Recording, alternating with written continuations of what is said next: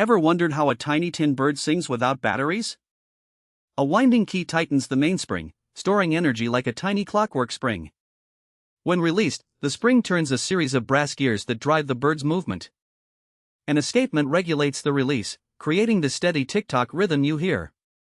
A cam attached to the gear train lifts a lightweight lever, opening the bird's beak. As the lever falls, a tiny air piston pushes past a reed, producing the chirp. The cam profile shapes the pitch, making each note rise and fall like a real song. All these parts work in harmony, giving the mechanical bird its lifelike melody.